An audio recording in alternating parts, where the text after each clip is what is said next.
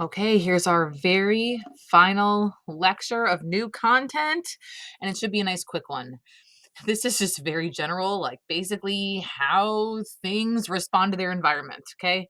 And hopefully this one should be fast and fairly simple, and you'll see a lot of crossover between this and some of the things we learned in evolution, because as it turns out, things are connected like that. So let's jump right into it. We're just going to see different examples of different interactions, different responses to the environment, and how that can help organisms. So, organisms can respond to changes in their environment.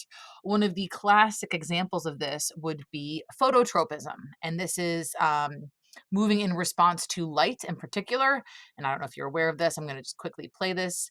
Is that plants do this? You know, sunflowers follow the sun, and here are some seedlings that are sprouting. And if you've ever done a garden, you know that sometimes you have to rotate your plants in the windowsill because they are bending over to get to that light. Um, and this is just a classic example of how a plant can respond to its environment because, of course, it's trying to maximize photosynthesis. Look at them stretching, right?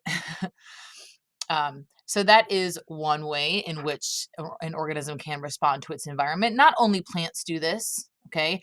Animals do it as well. Um, Notice how like moths go to a lamp. They're not entirely sure why they do this, but they think they're trying to orient themselves to the moon and just get really excited that the moon is so close. Sea turtles do this as well when they go on shore to lay their eggs. They use the moon as their guide, which is why it's so impactful when we build along oceanfront property that is a sea turtle nesting site, because they can mistake street lamps or house lights for the moon and kind of get off track and not lay their eggs like actually on the beach.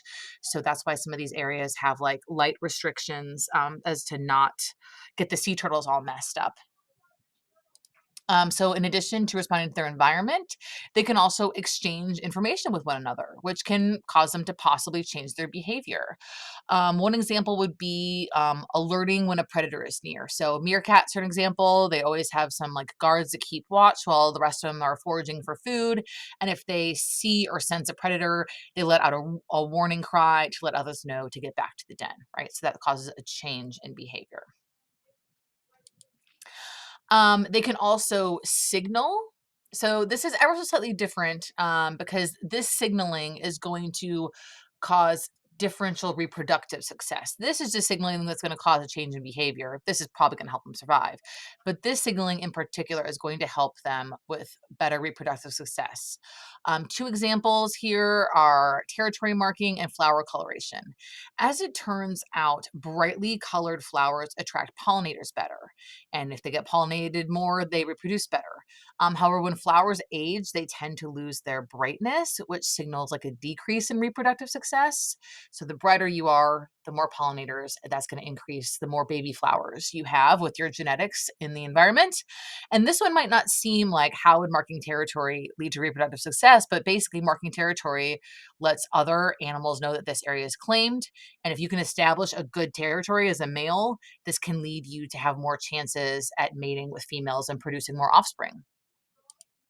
Um, this is kind of, you'll notice they're all fairly similar. Animals can use visual, audible, tactile, electrical, and chemical signals to indicate dominance, find food, establish territory, and ensure reproductive success.